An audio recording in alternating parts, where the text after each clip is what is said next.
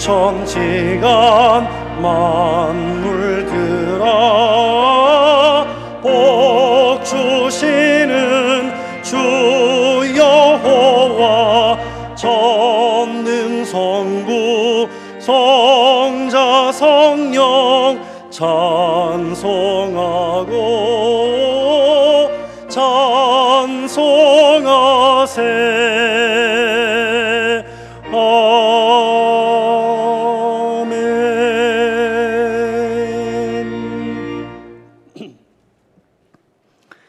주는 나의 하나님이시라. 내가 주께 감사하리이다. 주는 나의 하나님이시라. 내가 주를 높이리이다.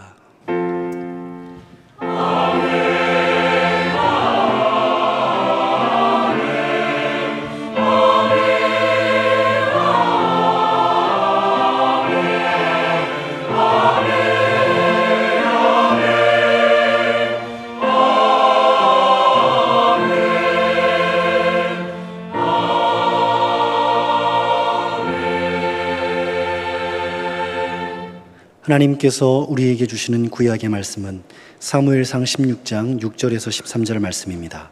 제가 보는 성경으로 434쪽입니다. 사무엘상 16장 6절에서 13절 말씀입니다. 그들이 오매 사무엘이 엘리압을 보고 마음에 이르기를 여호와의 기름 부으실 자가 과연 주님 앞에 있도다 하였더니 여호와께서 사무엘에게 이르시되 그의 용모와 키를 보지 말라. 내가 이미 그를 버렸노라. 내가 보는 것은 사람과 같지 아니하니 사람은 외모를 보거니와 나 여호와는 중심을 보느니라 하시더라. 이새가 아비나답을 불러 사무엘 앞을 지나가게 하매 사무엘이 이르되 이도 여호와께서 택하지 아니하셨느니라 하니 이새가 산마로 지나게 하매 사무엘이 이르되 이도 여호와께서 택하지 아니하셨느니라 하니라. 이새가 그의 아들 7을 다 사무엘 앞으로 지나가게 하나 사무엘이 이새에게 이르되 여호와께서 이들을 택하지 아니하셨느니라 하고 또 사무엘이 이새에게 이르되 내 아들들이 다 여기 있느냐. 이새가 이르되 아직 막내는 남았는데 그는 양을 지키나이다. 사무엘이 이새에게 이르되 사람을 보내어 그를 데려오라. 그가 여기 오기까지는 우리가 식사 자리에 앉지 아니하겠노라. 이에 사람을 보내어 그를 데려오매 그의 빛이 붉고 눈이 빼어나고 얼굴이 아름답더라. 여호와께서 이르시되 이가 그니 일어나 기름을 부으라 하시는지라. 사무엘이 기름 뿔병을 가져다가 그의 형제 중에서 그에게 부었더니 이날 이후로 다윗이 여호와의 영에게 크게 감동되니라. 사무엘이 떠나서 라마로 가니라. 아멘. 나의 모든 말과 주를 기억하는 묵상이 주는 뜻에 합당하게 주관하옵소서.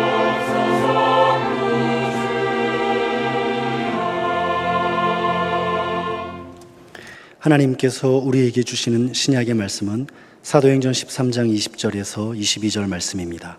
제가 보는 성경으로 209쪽입니다. 사도행전 13장 20절에서 22절 말씀입니다. 그 후에 선지자 사무엘 때까지 사사를 주셨더니 그 후에 그들이 왕을 구하거늘 하나님이 베냐민 지파 사람 기스의 아들 사울을 40년간 주셨다가 패하시고 다윗을 왕으로 세우시고 증언하여 이르시되 내가 이새의 아들 다윗을 만나니 내 마음에 맞는 사람이라 내 뜻을 다 이루리라 하시더니.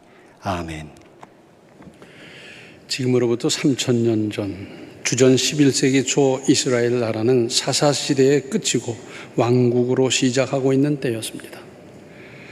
마지막 사사이자 선지자인 사무엘은 주로 라마에서 활동하고 있었는데 어느 날 베들레헴 이새의 집에 느닷없이 찾아와서 이 집에 아들이 있지?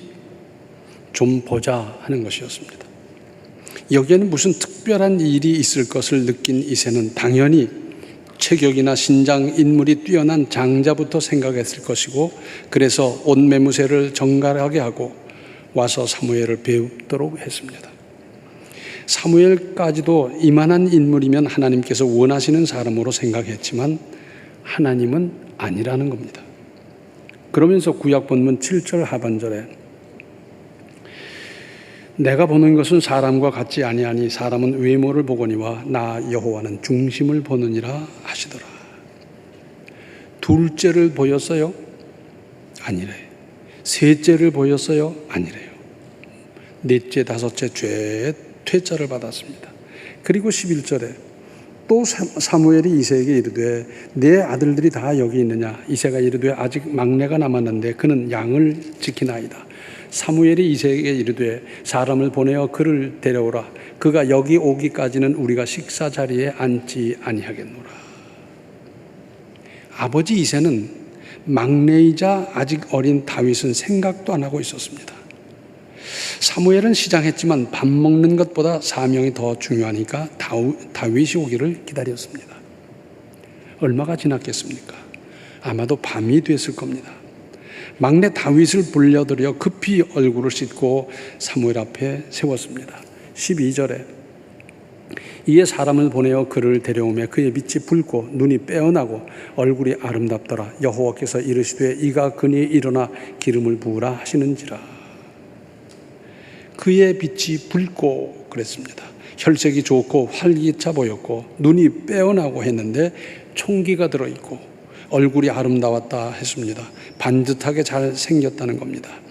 하나님의 말씀, 이가 그니 일어나 기름을 부으라. 13절에 사무엘이 기름 뿔병을 가져다가 그의 형제 중에서 그에게 부었더니 이날 이후로 다윗이 여호와의 영에게 크게 감동되니라. 사무엘이 떠나서 라마로 가니라. 이새의 가족이 다 둘러서는 가운데 막내 다윗을 왕으로 세우는 의식을 하고 사무엘은 급히 라마로 떠나갔습니다. 여기서 몇 가지 짚어보면 먼저 사울 왕은 하나님을 불순종했어요. 여러 번, 한 번 하자마자 우리 하나님께서 제것 잘라내고 그런 하나님은 아니시잖아요. 하나님은 불순종하는 사울 왕을 내치시고 순종할 사람을 찾으셨습니다. 그리고 등용하셨습니다. 시편 89편 20절을 보면 내가 내 종 다윗을 찾아내어 나의 거룩한 기름을 그에게 부었도다. 하나님은 이렇게 다윗을 찾아내어 쓰셨다는 겁니다. 순종할 사람을 우리 주님은 지금도 찾고 계시고 그리고 들어 쓰실 것이고 등용하실 겁니다. 그런데 그렇게 하신 기준은 중심이라는 겁니다. 중심이 뭡니까? 겉으로 보이고 나타나고 말하는 것이 아닙니다. 사람은 그가 내세우는 대의 명분이 어떠하든지 감언 이설로 사람을 속일 수도 있고 사람의 마음을 들여다보려 하기보다 나타난 외모와 언변을 보는 인간은 속을 수도 있습니다. 하나님은 속으실 수가 없습니다. 속일 수도 없고요. 하나님께서 보시는 것은 진짜 속내가 뭐냐 하는 겁니다. 속, 마음, 본심, 진심, 그 핵심, 바로 그것을 꿰뚫어 보시면서 판단하시는 겁니다. 하나님 마음에 안 맞으면 무슨 변명과 논리를 대더라도 틀린 것이고 하나님 마음에 맞으면 세상에서 어떻게 보든지 그게 맞는 겁니다. 오늘의 신약 본문을 보면 다윗은 하나님의 마음에 맞았습니다. 그래서 하나님의 뜻을 다윗을 통해 다 이루리라 하셨습니다. 실제로 하나님의 뜻을 다윗을 통해서 얼마나 크게 이루셨습니까? 다윗이 등극하기 전에 나라가 워낙 허약하다 보니까 사방에서 나라를 그냥 잠식해 들어와서 나라 꼴이 말이 아니었어요.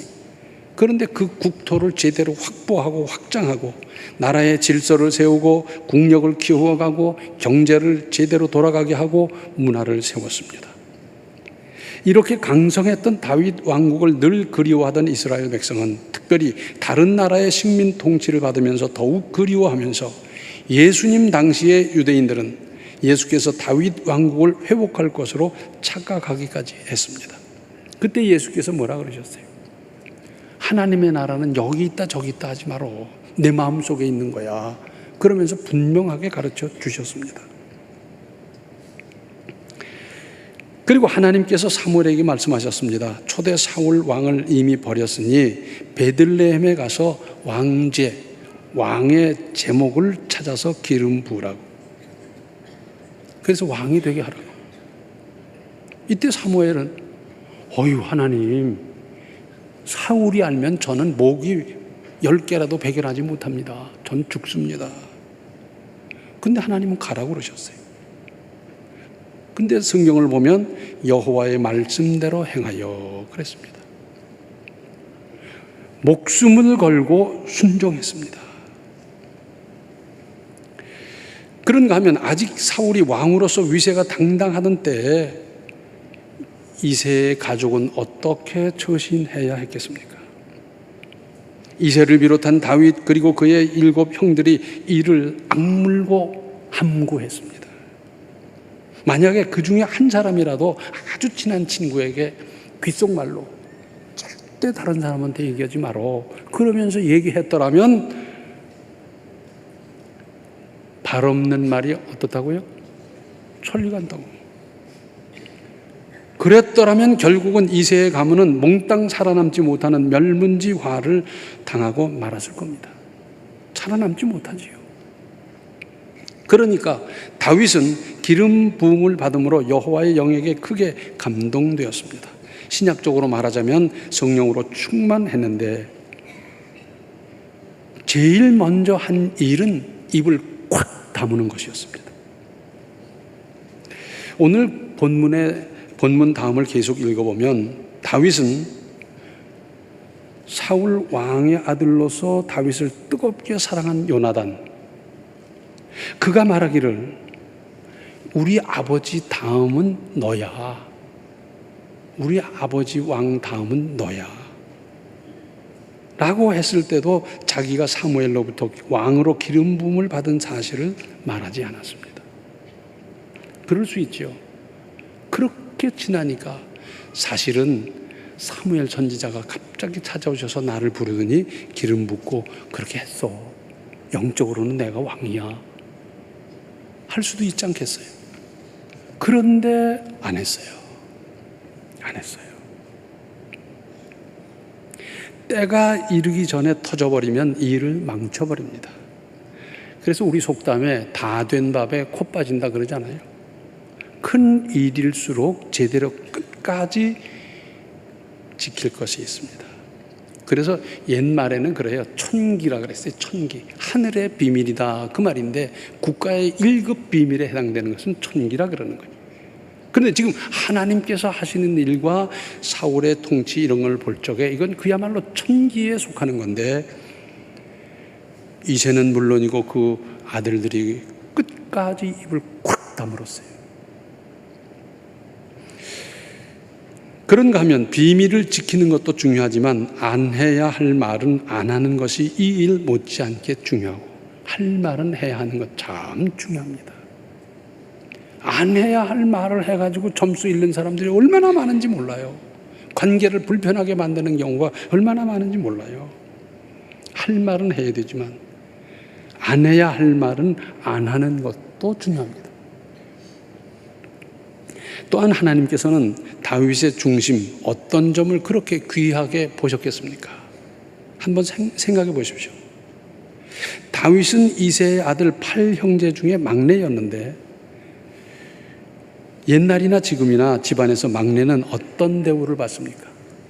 지금은 하나 둘 낳으니까 뭐 막내라는 개념도 별로 없지요. 하나 우리나라에서도 예전에 8남매, 9남매, 10남매 다 그렇게 낳고 살았어요. 그때 막내는 어떤 대접을 받았습니까? 막내라고 해서 부모의 특별한 사랑, 편애를 받거나 아니면 잘난 형들에게 밀려나 별 볼 일 없이 자라든가 그 둘 중 안에 하나였어요. 다윗은 후자였던 것 같습니다. 그래서 그 잘난 형들에게 밀려가지고 집 부근에서 일하는 것이 아니라 즉 문전 옥답에서 일하는 것이 아니라 집에서 멀리 떨어진 들판에 나가서 양들을 치고 있었습니다. 얼마나 열심히 일을 했겠습니까? 다윗은 기름 부음을 받은 후 블레셋과 전쟁을 하게 됐을 때 형들에게 갔다가 그 장면을 봤어요.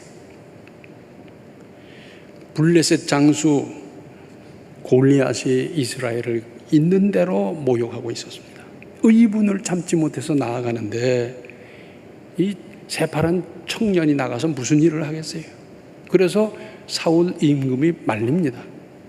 그럴 때 한 말이 있습니다. 사무엘상서 17장 34절로 37절에 다윗이 사울에게 말하되 주의 종이 아버지의 양을 지킬 때 사자나 곰이 와서 양떼에서 새끼를 물어가면 내가 따라가서 그것을 치고 그 입에서 새끼를 건져내었고 그것이 일어나 나를 해하고자 하면 내가 그 수염을 잡고 그것을 쳐 죽였나이다. 주의 종이 사자와 곰도 쳤은즉 살아계시는 하나님의 군대를 모욕한 이 할례받지 않은 블레셋 사람이리이까 그가 그 짐승의 하나같이 되리이다. 또 다윗이 이르되 여호와께서 나를 사자의 발톱과 곰의 발톱에서 건져내셨은즉 나를 이 블레셋 사람의 손에서도 건져내시리이다. 사울이 다윗에게 이르되 가라 여호와께서 너와 함께 계시기를 원하노라. 아니 블레셋 저 골리앗 장수 저도 보면서 키가 크고 몸집이 크고 막 대단한데 그래서 이스라엘 군대들은 전부 다 기가 죽어서 벌벌 떨고 있는데 저 새파란 청년 죄가 나간다고. 말로는 다윗이 그렇게 말하니까 여호와께서 너와 함께 계시기를 원하노라 했겠지만은 아이고 쟤 하나 죽었네 그랬을 거 아니에요? 그런데 지금 이 말씀의 핵심은 뭡니까? 다윗은 이만큼 맡은 일에 충실했습니다. 자, 그런데 이렇게 일하는데 무슨 장래성이 있었겠습니까? 양을 잘 치는데 양에게 유행병이 돌 수도 있고 또 흉년이 들어서 먹이가 부족함으로 또 뭐 줄어들 수도 있겠고 그런 일을 얼마나 많이 겪어야 하겠습니까? 무슨 장래성이 있겠어요? 양을 잘 길러서 양떼가 늘어나면 부가 조금 늘어나겠지만 양떼로 말미암아 무슨 재벌이 되겠습니까? 뭐가 되겠습니까? 어떤 가능성이 보였겠습니까? 양을 치면서 무슨 출세할 수 있는 길이나 성공할 수 있는 전망이 별로 없었습니다. 다만 주어진 일에 그렇게도 충실했습니다. 아버지나 형들도 몰랐겠지만 하나님은 이 점을 크게 보셨던 겁니다. 지금 하는 일에 충실하지 못한 사람은 다음 어떤 일을 맡겨도 충실히 못해요. 이건 내 적성에 안 맞으니까 이건 나하고 뭐 어떻고 내 전공이 아니니까 그러면서 안 해봐요. 어떻게 되겠어요? 지금 하는 일도 제대로 못하는 사람에게 다음 일, 더 좋은 일, 더 수입이 좋은 일, 그런 일 맡겨주겠습니까? 전도서 9장 10절을 보면 내 손이 이 일을 얻는 대로 힘을 다하여 할지어다. 이 말씀의 뜻은 이겁니다. 내가 어떤 일을 맡게 됐는데 그 맡겨진 과정이 어떻든지 내용이 뭐든지 말하자면 옆집 일을 맡았든지 옆집 노네 일을 맡았든지 무슨 옆에 있는 직원의 일을 내가 어떻게 해서 할 수밖에 없게 됐다든지 뭐 등등등등 어떻게 일을 맡았든지 간에 힘을 다하여 할지어다. 장래성이 보이는 게 아니고 그 일을 내가 더 잘해가지고 그것으로 말미암아 출세할 것도 아니라 하더라도 힘을 다하여 하십시오. 뿐만 아니라 다윗의 나중 행적을 보면 집권하기 전 기름 부음 받기 전에 어떻게 하며 살았는지를 짐작할 수 있습니다. 뭐냐면 다윗은 무슨 일이나 하나님께 여쭤봤습니다. 대소사를 다 그렇게 했습니다.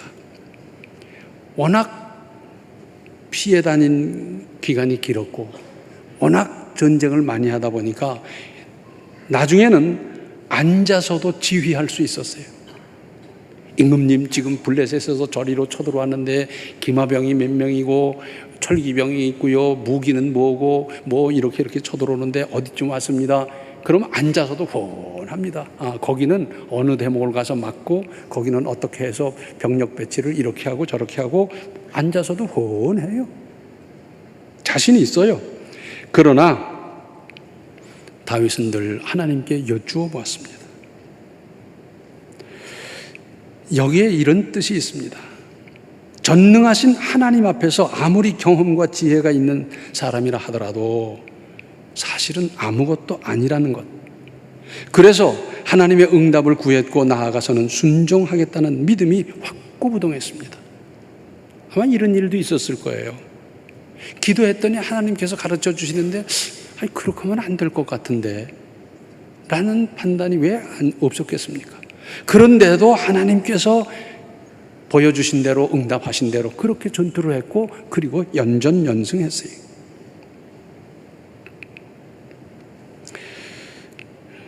그래서 하나님의 응답을 구했고 나아가서는 늘 그렇게 순종했습니다. 다윗에게 있어서는 순종하겠다는 믿음이 확고부동했습니다. 여쭈어보고 하나님께서 응답하셨는데도 그렇게 안 할 바에는 여쭈어볼 필요도 없고 응답할 필요는 더욱 없는 것 아니겠어요? 하나님이 이렇게 말씀하셨는데 가르쳐 주셨는데도 그리고 제고집따라 할 바에는 하나님께서 응답할 필요가 어디 있겠어요? 하나님께 대한 철저한 순종의 믿음이 다윗의 일생을 지배했습니다. 왜 그렇습니까? 하나님은 전능하신 분이고 내가 비록 지혜가 있고 내가 비록 경험이 많다 하더라도 그 경험은 하나님 앞에서 아무것도 아니고 하나님께서 인도하시는 대로 가니까 되던 그 경험이 쌓이고 그렇게 살았어요. 이사야서 2장 22절을 보면 너희는 인생을 의지하지 말라. 그의 호흡은 코에 있나니 셈할 가치가 어디 있느냐. 사람 별거 아닙니다. 대통령의 권한이 막강해도 5년이면 끝나요. 사람은 나이 들면 기력 떨어지고요. 힘없는 거고요. 지금의 권세가 어떠하든지 시간 지나면 끝나는 겁니다. 하나님, 전능하신 하나님을 전적으로 믿고 의지하세요. 문제는 뭐냐면 하나님 믿는다는 사람이 덜 믿는다니까요. 하나님을 전적으로 확실하게 언제든지 잘 믿으십시오. 그리고 다윗은 은혜를 갚을 줄 아는 사람이었습니다. 우리 말에 그런 말이 있죠. 은혜를 왼수로 갚는다. 은혜를 은혜로 갚아야 될 텐데 반대로 역으로 그야말로 원수로 갚는 사람이 있어요. 그런 사람이 있으니까 이 말이 지금까지 내려오지 않겠어요? 그런 사람이 없다면 이 말이 있다가도 없어졌을 터인데 지금까지 내려오고 있지 않습니까? 다윗은 사울 왕으로 말미암아 잘못한 것도 없이 공을 세워놓고도 죽이겠다고 해서 쫓겨다니면서 얼마나 고생을 했는지 이루 말할 수가 없습니다. 근데 그 사울 왕의 아들 요나단은 다윗을 얼마나 사랑했는지 그야말로 자기 목숨을 내놓고 사랑했고 심지어는 사울 이어서 자기가 왕이 될 사람인데 다음 왕은 너다라고까지 했더랬어요. 그런데 사울 왕과 요나단, 그의 아들 요나단이 전사했습니다.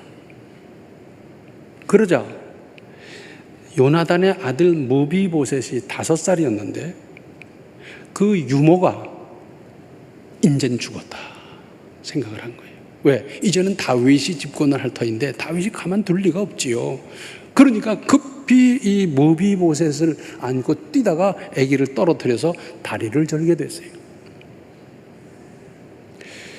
무비보셋 입장에서는 어떻습니까? 그냥 산속으로 속으로 숨어서 살아서 연명을 할까 말까 그런 상태고요. 또 당시 이스라엘 나라에서는 불구인 사람은 무슨 큰 저주를 받은 것쯤으로 여겨서 이렇게 나다니는데 지장을 받고 그랬더랬어요. 자, 다윗은 처음에는 남쪽 유다 지파 쪽에서만 왕이 되었다가 그리고 7년 후에 이스라엘 전체의 왕이 됐어요. 그리고는 얼마나 바빴습니까? 잠식당한 국토를 회복하고 쳐들어오는 적을 막아내고 하느라고 바빴는데 문득 무비보셋 생각을 한 겁니다. 그래서 요나단의 후손이 없느냐? 찾고 찾아서 무비보셋을 불러오는데 무비보셋은 사시나무 떨듯이 떠는 겁니다. 죽으니까 살아날 턱이 없지요. 그런데 다윗은 무비보셋을 사랑했어요.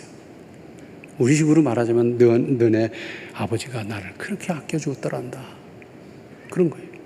너희 할아버지가 이렇게 못된 짓을 했다. 그런 건 입 밖에 낸 일도 없고, 그리고는 아버지를 생각하면서 무비보셋을 데려다가 왕과 함께 식사 자리에 앉게 했어요.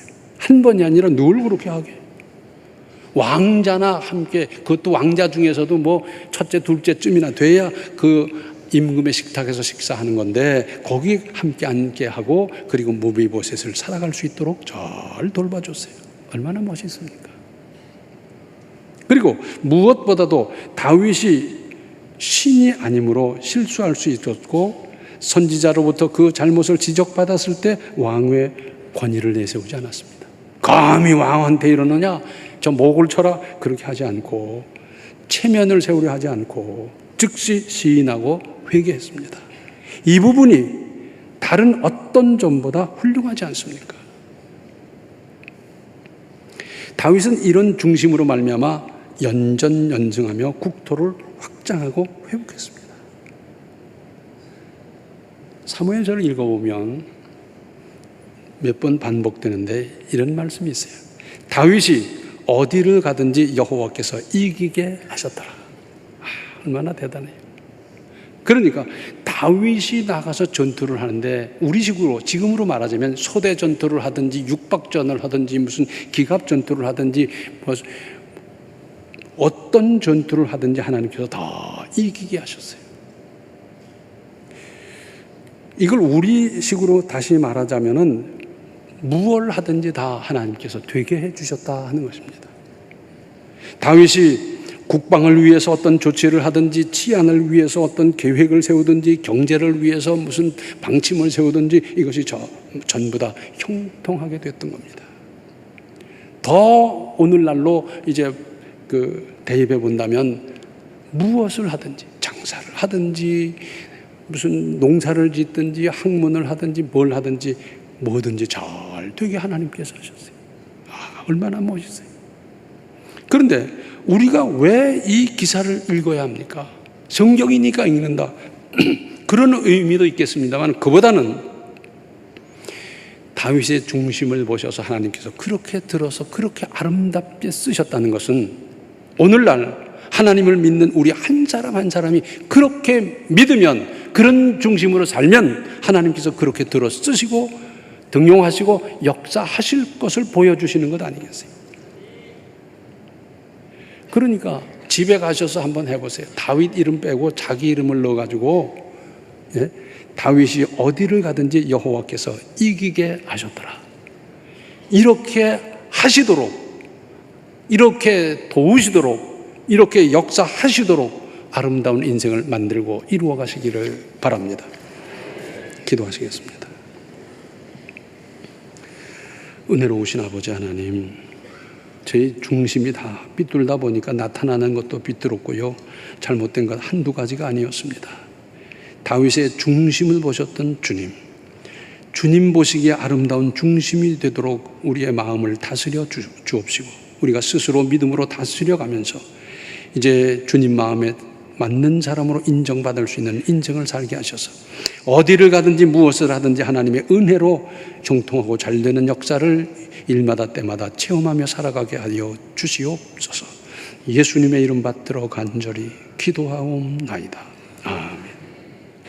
중심을 보시는 창조주 하나님의 마음에 맞게 살아가십시오. 지금은 생명의 주 예수 그리스도의 은혜와 하나님 우리 아버지의 극진하신 사랑과 성령의 감화 감동 충만 교통하심이 하나님 마음에 맞도록 살아가기를 작정하는 모든 성도들 머리 위에 이제로부터 영원토록 함께 계시기를 간절히 축원하옵나이다. 아멘.